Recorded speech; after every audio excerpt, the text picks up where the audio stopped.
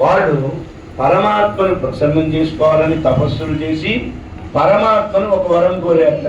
స్వామి, మేము మిగతా వాళ్ళలాగా కోరం, చంపితే నువ్వే చంపాలి మమ్మల్ని, వరదాత, మాకు ఇంకా చావు ఉండకూడదు ఎవరి ద్వారా. పరమాత్మ సందేహంలో పడ్డారు. ఏమిట్రా, నేను అందరినీ రక్షించేవాడిని, వీటి ఇట్లా కోరుకున్నారని చూస్తున్నారు. బాగా ఆగడాలు మితిమీరిపోయి ఒకానొక రోజున శ్రీహరికి కోపం వచ్చింది. తన పిల్లవాళ్ళైనా తప్పు చేస్తే దండించాలి కదా అని వారిద్దరిని సంహరించడానికి వచ్చారు. వారు పరిగెత్తుకుంటూ పోయి ఉత్తర ద్వారం దగ్గర ఆగేటవాడు. స్వామి అక్కడే వారిని సంహరించి పరమపదాన్ని కటాక్షించారు. అందువల్ల ఈనాడు ఉత్తర ద్వారంగా పెరుమాళను సేవించుకుంటాం. శ్రీరంగాది దివ్య క్షేత్రాలన్నింటిలో కూడా ఈ రోజున ఆ మధుకైటభుల్ని వారి దయ వల్ల ఈ ఏకాదశి సమృద్ధమైంది. అలాగే 3 కోట్ల మంది వస్తారు కాబట్టి ఏకాదశికి ముక్కోటి ఏకాదశి. జై శ్రీకృష్ణ భగవానికి. ఈ రోజున గోదమ్మ తల్లి స్వామి వారి యొక్క దివ్య సన్నిధికి 26వ రోజు మన ఆ పెద్ద శిఖరాలు ఎక్కిస్తున్నారు. ఈ రోజున మనం ఇక్కడ విజయవాడ పారేపల్లి శ్రీరాముల వారి ధర్మరామాన్ని కూటంలో ఇంతమంది భాగవతులు చేరి భగవత్ గుణానుసంధానం చేసుకునే భాగ్యం పెరుమాళ్ళు మనకి ఆచార్య కటాక్షంతో లభించింది కదా. ఈనాటి పాశురాన్ని ముందుగా అనుసంధానం చేద్దాం. మాలే మణివన్నా మార్గడి నీరాడువాన్ మేలయార్ செய்வனகள் வேண்டுவன கேட்டியே ஞானத்தையெல்லாம் நடுங்க முதல்வன பாலன்ன வண்ணத்து உன் பாஞ்ச சென்னியமே போர்வன செங்கங்கள் பாடுடையவே சால பெரும் படையே பல்லாண்டி செய்தாரே கோல விளக்கே கொடியே விதானமே ஆயிரையாய்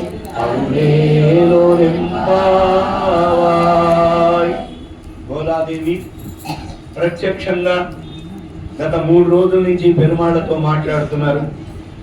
ఎంతో వైభవంగా స్వామివారు కూడా సమాధానాలు ఇస్తున్నారు. ఈ రోజున గోదాదేవి మరలా పెరుమాళ్ళను కీర్తిస్తున్నారు. ప్రభు, మా మొర ఆలకించు.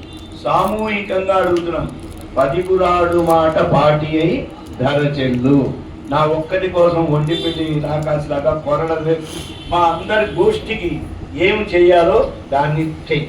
నీకేమి చేయాలో మేం చేశాం కదా. మంగళాశాసనం నిన్నటి రోజున అన్ని ఉదగబడందాయని 6 రకాల విందు భోజనాలు నీకు సమర్పించాం. మంగళాశాసనములే మా తండ్రి గారు మాకు నేర్పారు, అవే నేను నీకు పాడాను. చాలా సంతోషించావు నువ్వు.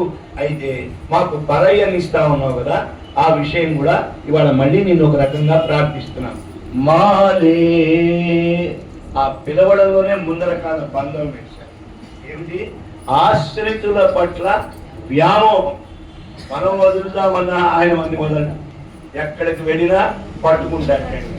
ఆళ్వందారులు చెప్తారు, స్వామి మధురతే త్వం దయనీయవాన్ నచ త్వదురుతే నాకు. నువ్వు నన్ను అవతరించుకున్నా నేను వదిలిపోను, నేను నిన్ను వదిలించుకోవాలన్నా నువ్వు మన ఇద్దరికి విధి నిర్మితమే తదన్వయం. మన ఇద్దరికి ఇంతే, ఇది విధి కల్పించింది. నువ్వు భగవంతుడివి, నేను దాసుడిని. అనాది కాలంగా నీ వాడిని నేను. నీకు నాకు 9 రకాల సంబంధాలు ఉన్నాయి. అందువల్ల భాగవతోత్వం అంటే మహా పిచ్చి పెరుమాళది. మనకి పరమాళ మీద పిచ్చి ఉండడం లేదు, ఆయనకి కూడా పిచ్చి. ఎవరైనా రాకపోతే నొచ్చుకుంటారు ఆయన. గోష్ఠి పూర్ణులు అంటే ఆ గోష్ఠికి పూర్ణత్వం రాదు. రోజు వచ్చేవారు రావాలి. ఒక్కరోజు రాకపోతే పరమాత్మకి అరే రేవా వస్తే బాగుండేది. అందుకనే గోదమ్మ తల్లి పోందారో పోందండి ఈక్వల్. వచ్చారా వారంతా, ఇక్కడ వారు అక్కడ వారు ఎదురు వారు ఇటు వారు అందరూ వచ్చారంటేనే అడుగు ముందుకు వేశారు గోదాదేవి. కాబట్టి తండ్రి నీ పిచ్చి మాకు తెలుసు. మాలే ఆశ్రితుల పైన వ్యామోహం కలిగిన వాడా. భక్తులతో ఎప్పుడు వారితో ఎప్పుడు మాట్లాడదామా, వారి ఏకాంతమైనటువంటి భాష వినాలని ఉంటుంది. వారికి స్వప్న దర్శనాలు ఇస్తూ ఉంటారు, వారితో అనేకమైన అనుభవాలు ఇస్తూ ఉంటారు. మణివన్న స్వామి వారి యొక్క రంగు చెప్తున్నారు, ఒక మణిలాగా ఉంటారట స్వామి. ఆయన ఏమనో మొన్న చెప్పారు కదా, గోపాల చూడామణి. ఆ చూడామణి లాగా దగద్ధగాయమానంగా మెరుస్తారు. సీతమ్మ వారు శిరస్సులో పెట్టుకున్నారు పాపిడి బిళ్ళ ఒక మణిరత్నం అంటారు శ్రీరామచంద్రుడు. దాన్ని ఆంజనేయ స్వామి ఇస్తే దాన్ని చూసి అబ్బా ఈ మణి ఎక్కడిదంటే సముద్రంలోంచి వచ్చింది. సముద్రంలోంచి వచ్చిన మణి జనక మహారాజుకు వెళ్ళింది. జనక మహారాజు గారు మా సీతారామ కళ్యాణ సమయంలో వాళ్ళ అమ్మాయికి కానుకగా ఇచ్చారు అని ఆ మణి గురించి చెప్పారు. కాబట్టి తండ్రి నువ్వు మణివన్న, అటువంటి మణివర్ణన్, అసలు మణివన్నన్ అంటే మణివర్ణుడు అని ఆ పేరే పెరుమాళకు పెట్టేశారనమాట. మణివన్న అంటారు. ఓ తండ్రి మార్గడి నీరాడువాన్. మేమంతా ఈ మార్గడి మాసం ఇంకా అయిపోవచ్చింది 3 రోజుల్లో. మేము స్నానం చేయడానికి సంకల్పించాం.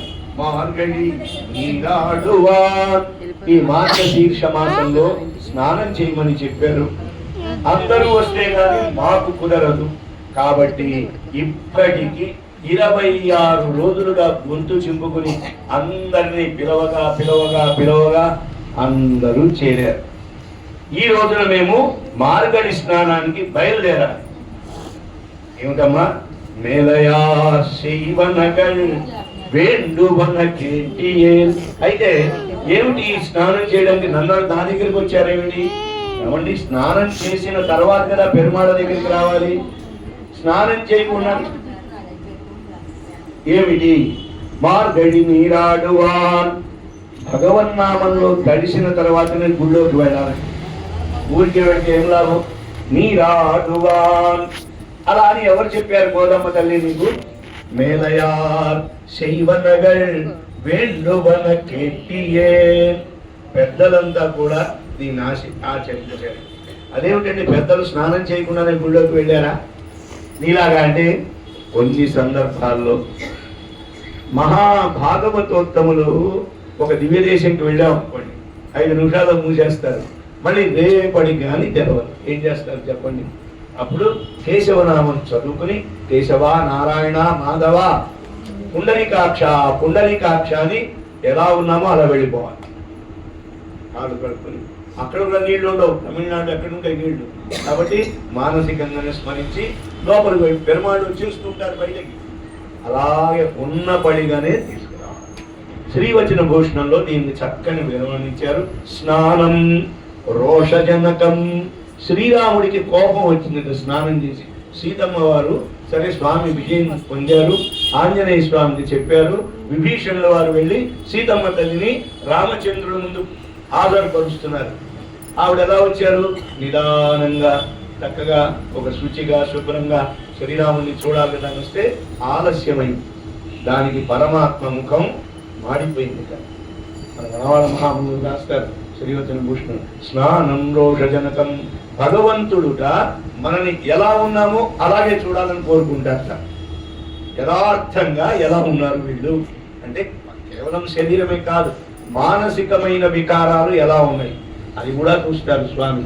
కాబట్టి స్వామి అందుకని మేమేం చేశామంటే ఈ ధనుర్మాసంలో మాకు వేదాల్లో ఏం చెప్పబడిందో తెలియదు, పురాణాలు అంతకంటే చదవలేదు.